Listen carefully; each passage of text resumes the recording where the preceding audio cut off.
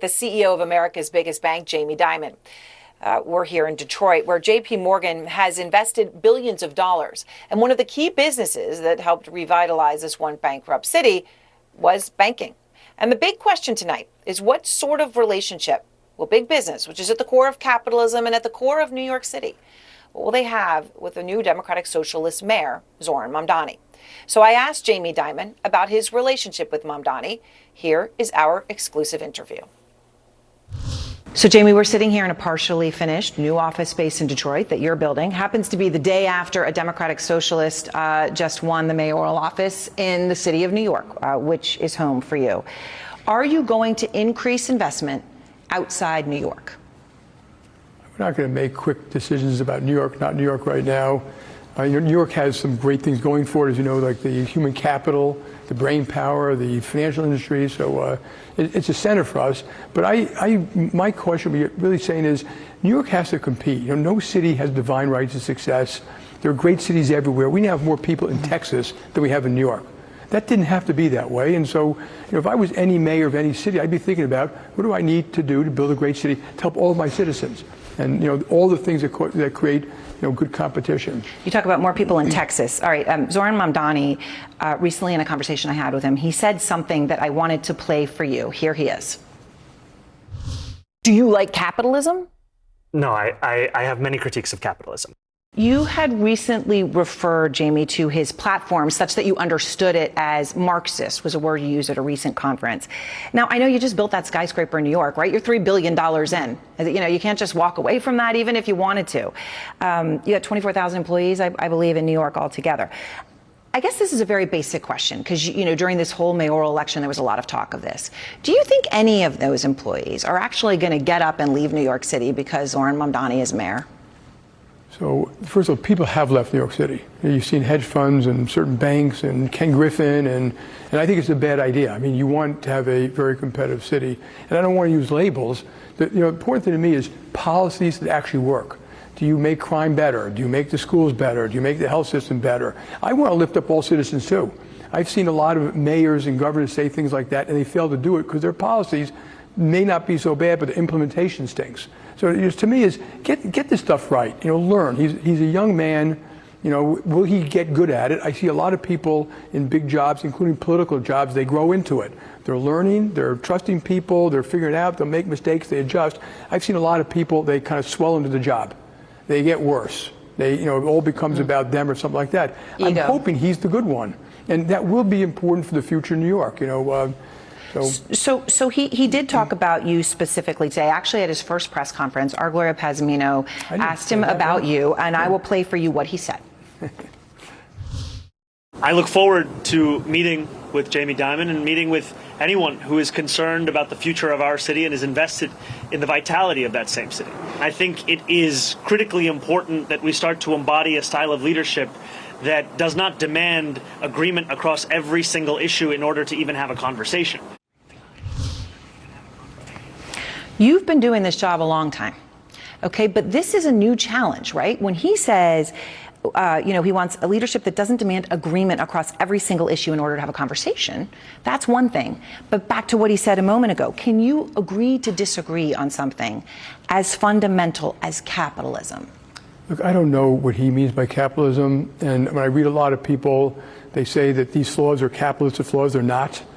Public policy works. You know, there's income problems in communist countries and socialist countries, and healthcare problems in communist countries. There are bad policies that cause those outcomes. It's not necessarily capitalism. So when you say, what is your goal? I want to lift up all citizens, too. Well, you've talked about income inequality. Right. Of course. I think we have a problem. I think we have not lifted up the bottom 20% of society because their schools aren't working. You know, we got to acknowledge that. How do you fix the schools? You got to acknowledge the problem. Their incomes didn't go up enough. I would double the earned income tax credit.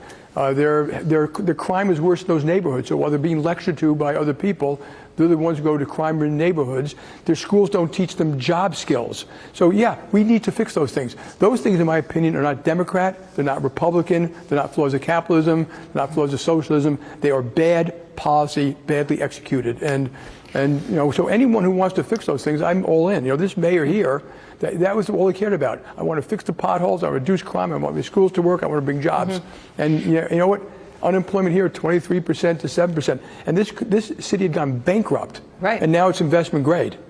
You know, and they did it, as you point out, right? One of the first calls that Mayor Duggan here in Detroit made was to you. And there were I called him. You called him. I'm Yeah. sorry. And you talked. He rolled out the red carpet. He wanted you here. He wanted other big business here. He did things like tax incentives. Obviously, what we've heard from on policy in New York has been something different: an increased corporate tax rate, increased individual taxes at the high end. But in the context of what you've done here in Detroit, right? $2 billion that you've invested over the past dozen years. Mamdani said something else last night that hits right here in this room where we're sitting, and I'll play that. We will prove that there is no problem too large for government to solve. Okay, so obviously I picked that for a specific reason. Detroit came back from bankruptcy and has passed, 11 consecutive balanced budgets under Mayor Duggan here. The population here is growing for the first time in nearly 60 years. But the reason for all that, I would imagine you believe, is because the problem was too big for government to solve alone, right? Yeah, I think, first of all, the government and business have to collaborate. If you just think one alone is going to fix the problem, you're probably not going to succeed. And government, and I'm not talking about the city government, government has to, they take your money, they should say what they took it for, what was the outcome. So we don't acknowledge that the inner city schools in New York aren't doing a good job for those kids. That's number one. I don't care if you're a union member, a parent, someone like me, we have a problem. Then you decide how to attack that problem. How do you get them the jobs and skills? And there are things that work. We learn things that work in Paris. We think things that work in Dallas. We think things that work in the aviation high school near Jackson Heights, where I grew up. That's what I care about, is getting the policy right that actually matters, and that can help a city. Getting the policy wrong, it'll be a disaster. So, government, the heavy-handed government has failed at so many things, and that we should acknowledge that. So, when you look at America and they look at this, what they call, I'm talking about D.C., the swamp of D.C., they want to know what happened to their money. How come the FAA is antiquated? How come the Veterans Affairs doesn't do a better job for its citizens? How come affordable housing is not affordable? How come we can't build pipelines that create cheap, good, low CO2 gas in New York City? How come we can't build new schools? How come we already spend like $800 billion in K-12, and then we complain about it. And I can go on and on and on, where, other than maybe the military, the government's got a lot of speaking up about what they're doing with your money. Is it efficient? Is it effective? How is it being used? And sometimes, as a business person, I always ask first, am I already spending what I'm doing well before I ask for more? I know you had a brief conversation with Zoran Mamdani, or at least he told me that you did. Yeah. And I got the impression it was pretty recently, yeah. No, but it was a long time ago, because I had not gone to a meeting. I was just telling him I didn't not go to avoid him. I was out of the country. And I said, feel free to call me, and we have not spoken and since. You've not spoken. I left a message today. You left a message today? Yeah. Okay. So obviously you're willing to meet with him anytime. I will, and if I find it productive, I'll continue to do it.